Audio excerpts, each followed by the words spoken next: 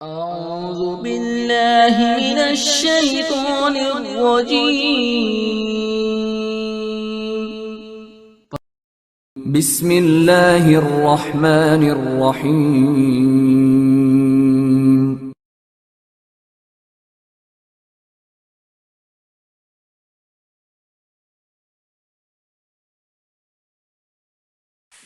معزز حاضرین جماعت، بزرگان دین، نوجوان ساتھیوں، عزیز بخشوں اور پردہ نشین خواتین اسلام، آج کے اس خطبہ جمعہ میں آپ کے سامنے میں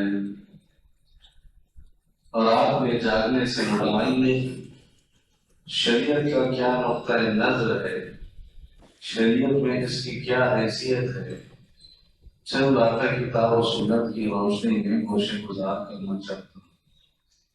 سب سے پہلے اللہ تعالیٰ سے دعا ہوں کہ پروردگارا ہم سب کو اقوال کو سننے سمجھنے اور اس پر عمل کرنے کی توفیق عطا فرمائے۔ حضرت، دن اور رات یہ اللہ تعالیٰ کی قدرت کی نشانیوں میں سے ایک نشانی ہے اور اللہ تعالیٰ کی نعمتوں میں سے ایک عظیم نعمت ہے۔ اللہ تعالیٰ نے دن کو محنت کرنے کے لیے، کمانے کے لیے، خود کو تھکانے کے لیے اور جد و جہد کرنے کے لیے پیدا کیا، جبکہ رات کو اللہ تعالیٰ دن کی تھکان کو دور کرنے کے لیے آرام اور نیند کا ذریعہ اللہ نے بنایا۔ قرآن مجید کی جو آیت میں نے آپ کے سامنے حمد و ثنا کی بات پڑھی ہے، اس میں اللہ تعالیٰ نے اسی کی طرف اشارہ کرتے ہوئے کہا وَمِن رَحْمَتِهِ جَعَلَ لَكُمُ اللَّيْلَ وَالنَّهَارَ، اور اللہ ہی کا فضل ہے کہ اس نے دن اور رات بنائے، اس لیے لِتَسْكُنُوا فِيهِ، اللہ نے رات اس لیے بنایا تاکہ تم سکون حاصل کر سکو، تاکہ تم آرام حاصل کر سکو۔ وَلِتَبْتَغُوا مِن فَضْلِهِ، اور اللہ نے دن کس لیے بنایا؟ کمانے کے لیے، روزی تلاشنے کے لیے، اللہ کا فضل تلاشنے کے لیے، لعلکم تشکرون، شاید کہ تم اللہ کا شکر ادا کرنے ہو۔ دیکھیے اللہ تعالیٰ کی عظیم نعمتوں میں سے ایک نعمت ہے رات۔ اس رات میں شریعت نے ہمیں کیا کرنا چاہیے، کیا نہیں کرنا چاہیے، یہ ساری رہنمائیاں بتلاتی ہیں۔ لیکن یاد رکھیے یہ بات، شریعت نے رات میں عشاء کے بعد جاگنے کو ناپسند کیا ہے، شریعت نے زور دیا ہے، شریعت نے ہم پر یہ دباؤ ڈالا ہے، شریعت نے ہمیں یہ کہا ہے کہ دیکھو اسلام کے ماننے والوں، عشاء کی نماز کے بعد تمہارا جاگنا تمہارے لیے مناسب نہیں ہے، صحت کے اعتبار سے بھی، دین کے اعتبار سے بھی، رات میں مت جاگا کرو، ہرگز تم گپوں میں اور گفتگو میں اپنے وقت کو ضائع مت کیا کرو۔ یاد رکھو، اگر تم رات میں جلد سو جاؤ گے، اس کا فائدہ کیا ہوتا ہے جانتے ہو؟ تم صبح فجر کی نماز کے لیے اٹھ پاؤ گے۔ رات میں جب تم سو جاؤ گے جلد، تو اس سے تمہاری صحت خوشحال رہے گی، بہتر رہے گی۔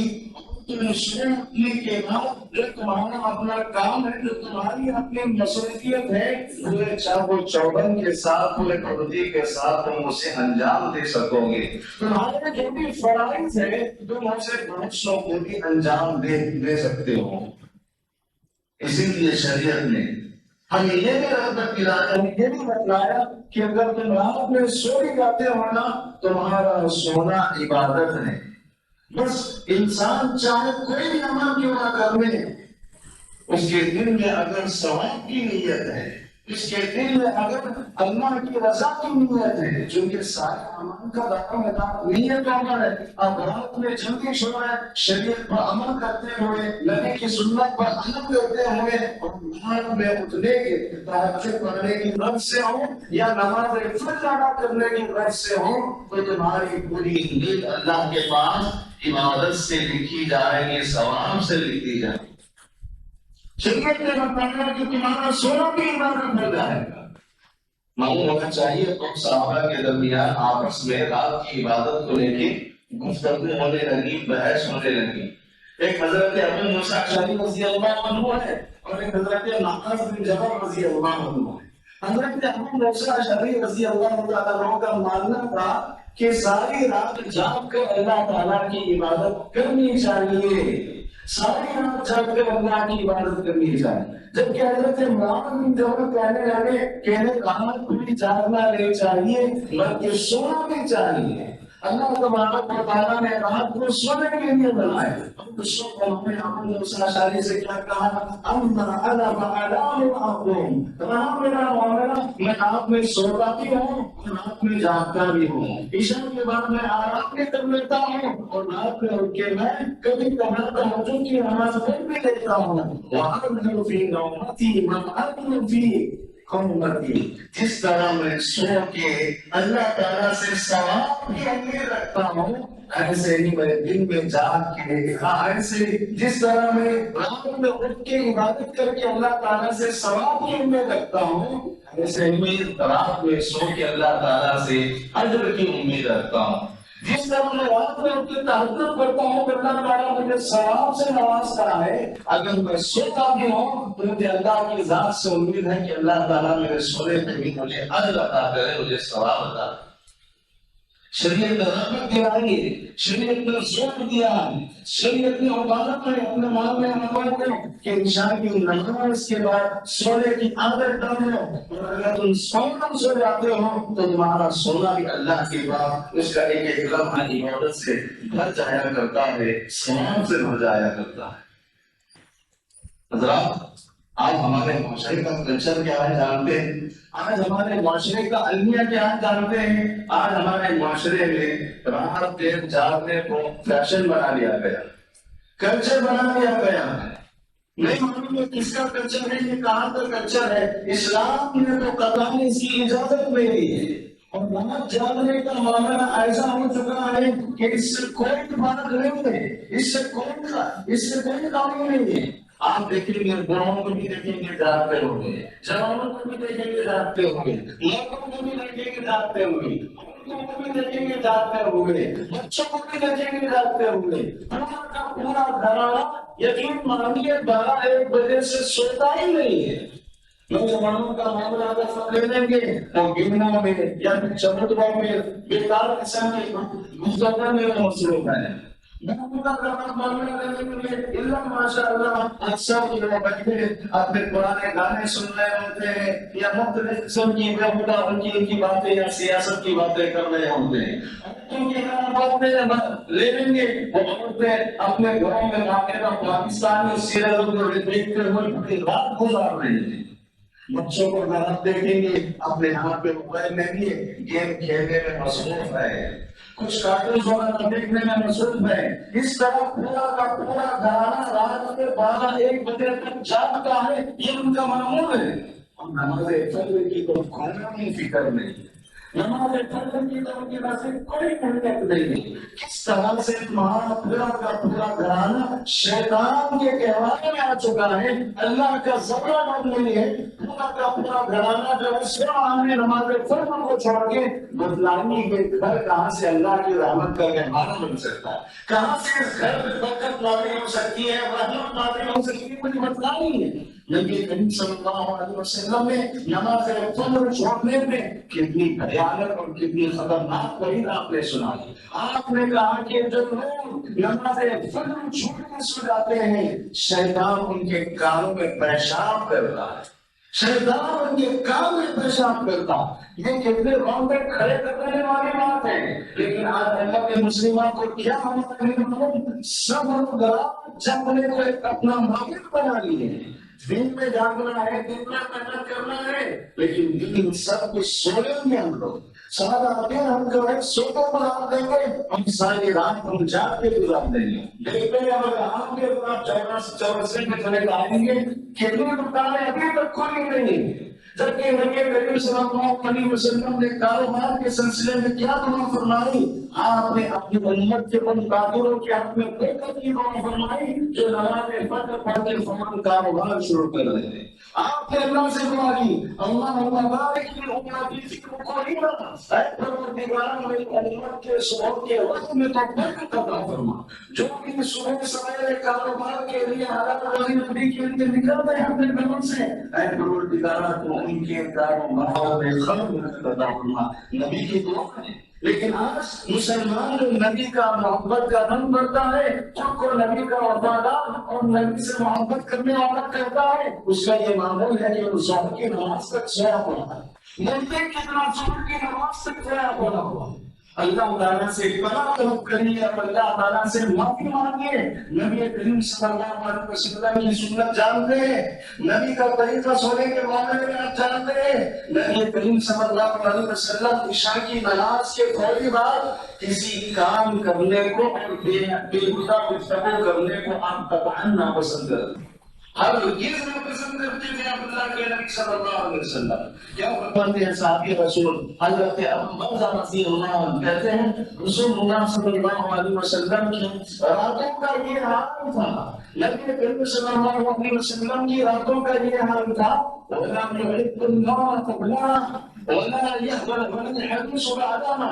جیسے نبی صلی اللہ علیہ وسلم عشاء کی نماز سے فارغ ہو جاتے نماز عشاء پڑھ لیتے، آپ نماز عشاء سے پہلے سونے کو ناپسند کرتے تھے اور نماز عشاء کے بعد بات کرنے کو بیکار قسم کی گفتگو کرنے کو ناپسند کرتے تھے. آج خود کو انسان کے توازن میں رکھ کے تولیے کہ ہم نبی کریم صلی اللہ علیہ وسلم سے سچی محبت کرنے والے نبی کے امتی.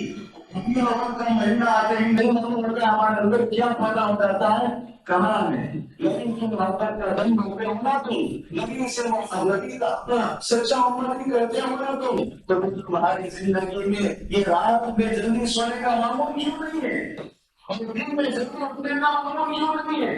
نبی کریم صلی اللہ علیہ وسلم کی کیا یہ سنت نہیں تھی؟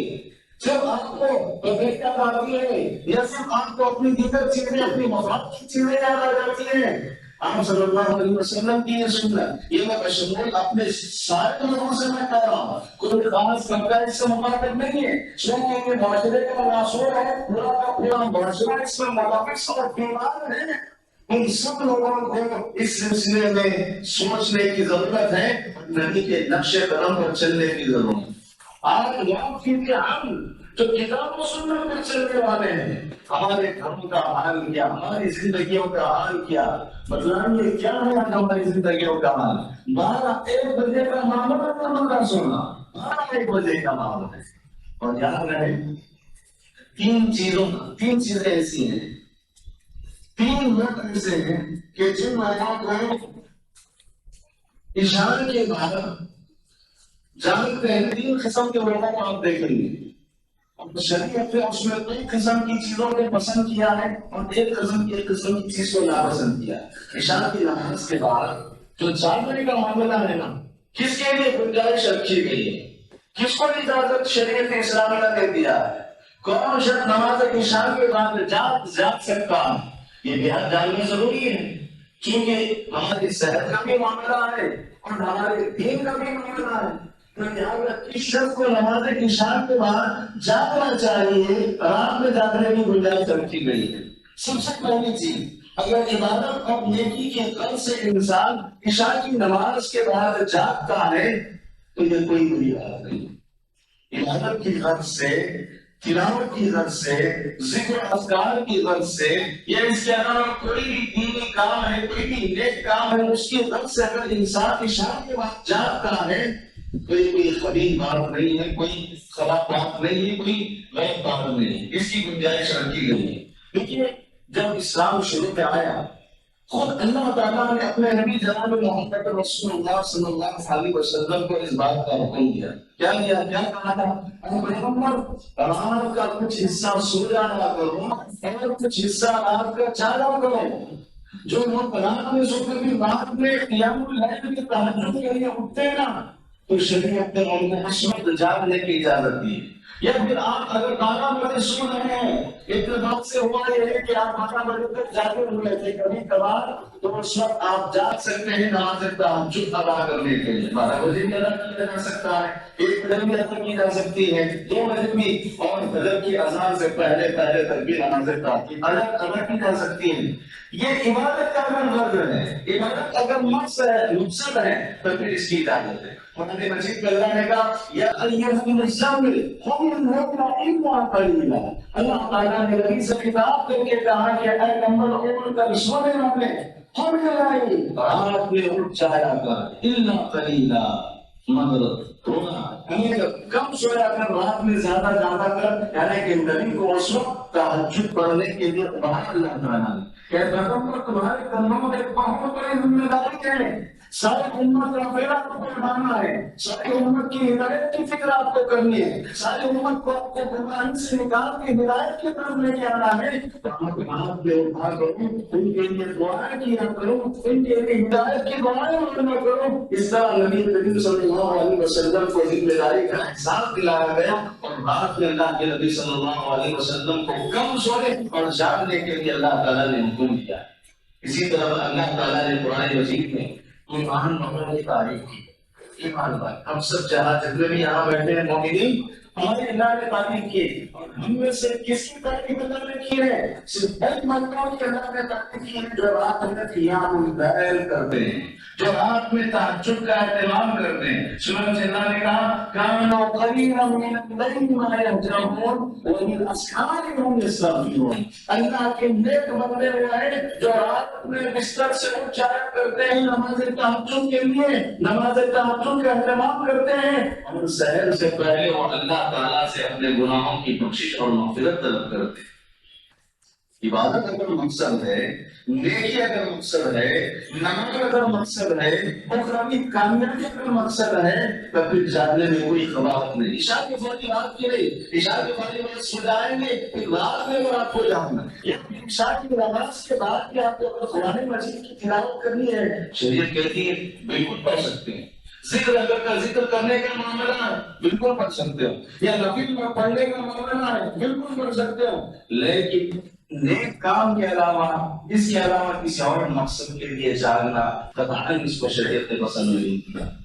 اور اسی طریقے سے یہ مفاد کے لیے قوم کا مفاد ہے، ان کی فلاح و بہبودی کے لیے کچھ مشورے کرنے پڑ رہے ہیں، عشاء کے بعد کچھ میٹنگ کرنا پڑ رہا ہے، نوجوانوں کی ہدایت کے لیے ہو، قوم کی ہدایت کے لیے ہو، یا ان کی صحیح رہنمائی کے لیے ہو، یا ان کی دینی اور دنیاوی رہنمائی کے لیے ہو، جاگنے کی ضرورت پڑ رہی ہے.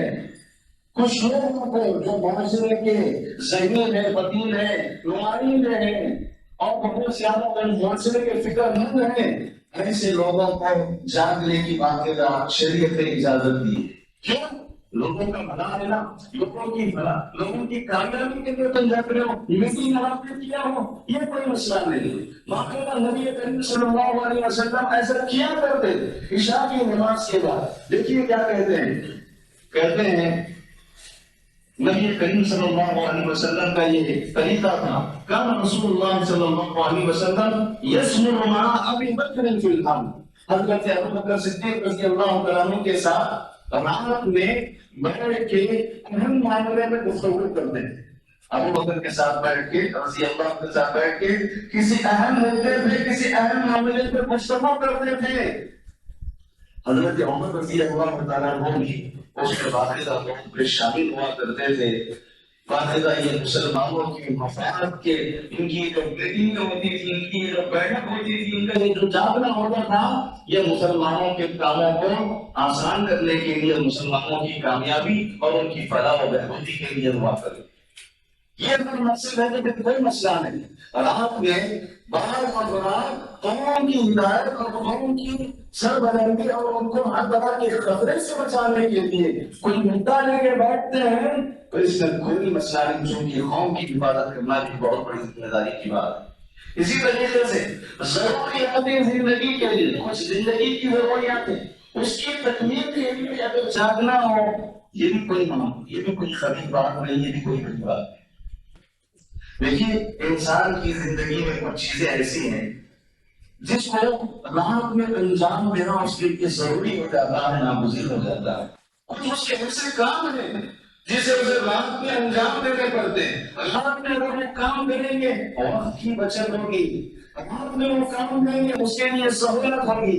مثال کے طور پہ سفر کو لے لیجیے، سفر اگر کرنا ہے انسان کو، رات میں اگر سفر کرے گا تو یہ اس کے وقت کی بچت کا بھی ایک بہت بڑا عنصر ہے۔ اور اسی طریقے سے رات میں اگر وہ سفر کرے گا تو اس کی سفر کو جلد ختم ہو جائے گی۔ اور پھر رات میں سفر کرنے پہ بھی نبی کریم صلی اللہ علیہ وسلم نے ہمیں ترغیب دلایا، تمہیں اپنے کچھ زندگی کی ضروریات کے لیے ایک علاقے سے دوسرے علاقے جانا پڑ رہا ہے، رات میں مسافروں پر گاڑیاں پر سواریاں رات میں ہی مہیا ہوتی ہیں، دن میں نہیں ہوتی ہے، لیکن رات میں اسے جانا پڑتا ہے، سفر کرنا پڑتا ہے۔ تو شریعت نے کہا کہ یہ تمہارے اپنی زندگی کی ضروریات کا مسئلہ ہے، سفر ایک بہت بنیادی ضروری ہے انسان کی زندگی میں، سفر کرتا ہے تو کوئی حرج کی بات نہیں۔ باقی اللہ کے نبی صلی اللہ علیہ وسلم نے ایک حدیث میں کیا پیاری بات فرمائی ہے، اللہ کی رائے علیکم بالکل چاہ لیکن آپ نے سفر کرنے کو لازم پکڑو۔ کیا کہہ رہے اللہ کرے، رات میں سفر کرنے کو لازم پکڑو، رات میں سفر کیا کرو۔ کیوں؟ فَإِنَّ الْأَرْضَ تَطْوَى بِاللَّيْلِ، کیونکہ رات میں اللہ تعالیٰ زمین کو سکیڑ دیتا ہے، لپیٹ دیتا ہے۔ تمہارا جو سفر 12 گھنٹے کا 10 گھنٹے کا ہے، رات میں جب تم سفر کرتے ہو اور رات میں جب تم سفر کرتے ہو نیند لگ جاتی ہے، پھر دیکھ کے وہ صبح اٹھتے ہیں تمہارا سفر طے ہو گیا۔ یہ کیا معاملہ ہے؟ یہ اللہ تعالیٰ زمین کو تنگ کر دیتا ہے، چھوٹا کر دیتا ہے، لپیٹ دیتا ہے، سکیڑ دیتا ہے۔ نبی کریم صلی اللہ علیہ وسلم نے حدیث میں اسی لیے رات میں سفر کرنے کے لیے آپ نے حکم دیا۔ اور ہم جانتے ہیں عشاء کی نماز کے بعد صرف 2 لوگ ہیں جن کو جاگنے کی شریعت نے اجازت دی ہے، حکم دیا، صرف 2 لوگ۔ اگر آپ اس حدیث کو سامنے رکھ کے دیکھیں گے معاشرے میں جتنے کام ہو رہے ہیں وہ سب کے سب غلط ہے۔ شریعت نے رات میں کاروبار کرتے حلال ہے، لیکن شریعت نے پسند نہیں کیا کہ اب تو یہ کاروبار کا وقت نہیں، جو راتوں کے 1 بجے 2 بجے تک 10 11 بجے تک کاروبار ہو رہا ہے، یہ اچھی چیز نہیں۔ اللہ کے نبی صلی اللہ علیہ وسلم کے زمانے میں کیا ہوتا تھا، عشاء کی نماز پڑھتے ہی سب کے سب اپنے گھروں میں چلے جاتے تھے اور سو جایا کرتے تھے۔ کاروبار کا تصور نہیں تھا رات میں، لیکن جیسے جیسے قیامت قریب ہوتی جا رہی ہے، انسانوں کے پاس مال آتا چلا جا رہا ہے، ان کی اپنی اپنی ارمانیں اور خواہشیں آسمان پر چڑھی ہوئی ہیں، انہوں نے فطرت کو پورے طریقے سے ختم کر کے رکھ دیا۔ فطرت نام کی کوئی چیز نہیں، بس رات کا مطلب جاگنا، دن کا مطلب سونا۔ اور ہمارے شہر کو جو نام دیا گیا ہے نوابی شہر، یہاں پر کیا کرنا ہے، صرف نوابی نہیں کرنا ہے، یہاں پوری جاگنا ہے، سگریٹ پیتے ہوئے، گٹکے کھاتے ہوئے، شراب و کباب میں، لہو لڑن میں، اور دن بھر بس کار پسار کے سوتے رہنا۔ نعوذ باللہ، کتنی بڑی بات ہے یہ ہمارے شریعت۔ اللہ کے نبی صلی اللہ علیہ وسلم نے کہا کہ صرف 2 لوگوں کو اجازت ہے عشاء کی نماز کے بعد جاگنے۔ حدیث دیکھیے ترمذی کی روایت جانے کا، لا سمع الا لمصل او مسافر۔ 2 قسم کے لوگ ہیں جن کو عشاء کی نماز کے بعد جاگنے کی رخصت ہے، جاگنے کی اجازت ہے۔ ایک تہجد کی نماز پڑھنے والا، رات میں اٹھ سکتا ہے، رات میں جاگ سکتا ہے، مسافر سفر کے ارادے سے نکلا ہوا ہے، اسے جاگنا پڑ رہا ہے، یا تہجد کی نماز پڑھ رہا ہے، اسے جاگنا پڑ رہا ہے۔ ان دونوں ہی کو اللہ کے نبی نے رات میں جاگنے کی اجازت دی۔ اللہ تو میرے بھائیوں، بتانے کا مقصد یہ ہے کہ دوسری چیز ہے، انسان اپنے زندگی کی ضروریات کے لیے اگر جاگنا ہے تو اس کو شریعت نے اس کی اجازت دی ہے۔ اسی طریقے سے آپ تیسری قسم کی چیز دیکھیں گے جو جاگ رہے ہیں لیکن شریعت نے اس کی اجازت نہیں دی۔ تیسری قسم ان لوگوں کی ہے جو راتوں میں جاگ کے ناجائز اور حرام کام کرتے ہیں، ناجائز اور حرام کام کرتے ہیں۔ اور یہ جو رات میں جو ناجائز اور حرام کام ہو رہے ہیں، شاید یہ شریعت کی 2 اندیشی تھی جس کی وجہ سے اس نے اپنے ماننے والوں سے کہا کہ رات میں مت جاگا کرو۔ کیا کہ ہم جانتے ہیں ہم رات میں رات میں اللہ کے نافرمان بندے ایسے ایسے کام کرتے ہیں العیاذ باللہ، رات میں ہی قتل کے واردات ہوتے ہیں، رات میں ہی جسم جڑی فروشی اور زنا جیسا کاروبار، گندا کاروبار ہوتا ہے، رات میں چوری ڈکیتی ہوا کرتی ہے، رات میں شراب کباب اور شراب چلا کرتا ہے، اور اس طرح کے بے شمار کام ہوا کرتے ہیں۔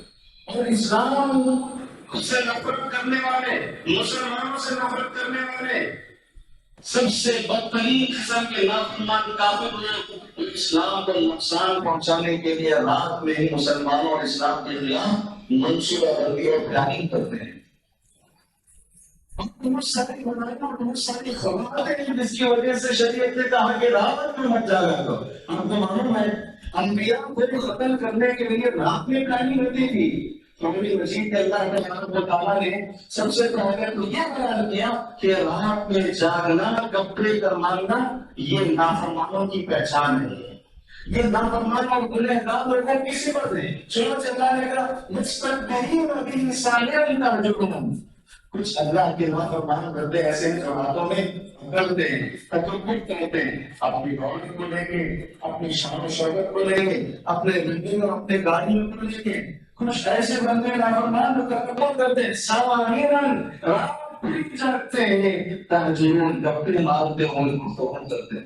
اللہ اکبر۔ اللہ تعالیٰ نے اس آیت میں اتنی حقیقت کے تحقیقت کی طرف اشارہ کیا ہے۔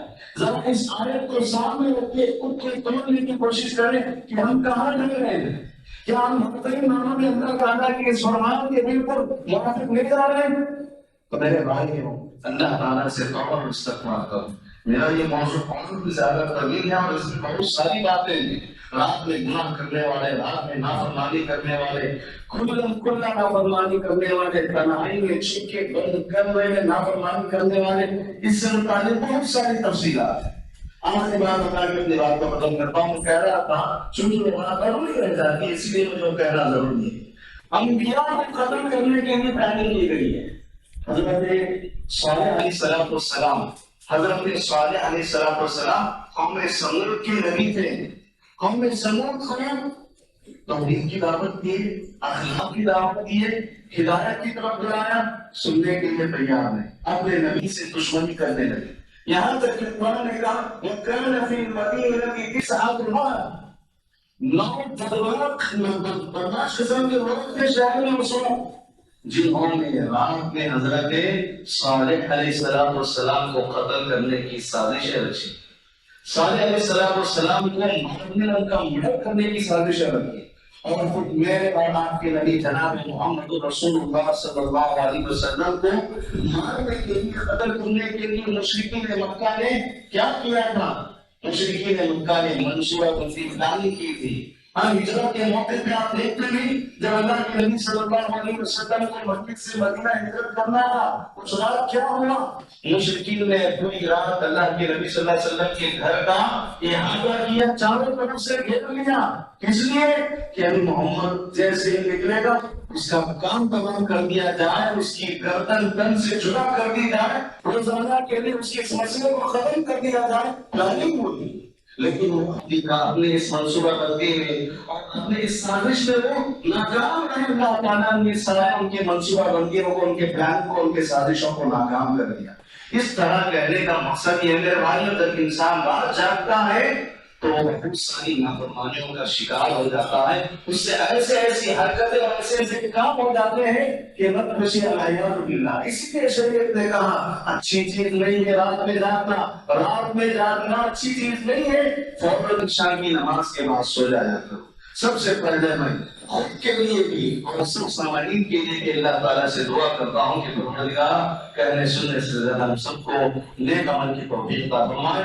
عشاء کی نماز کے فوری بعد نبی کریم صلی اللہ علیہ وسلم کی سنت کو زندہ کرنے اور اس پر عمل کرنے کی ہم سب کو توفیق عطا فرمائے۔ اللہ تعالیٰ جو نوجوان اور جو کہانت گمراہی کا شکار ہے، راتوں میں جاگ رہا ہے، اللہ تعالیٰ نے ہدایت عطا فرمائے۔ آمین یا رب العالمین۔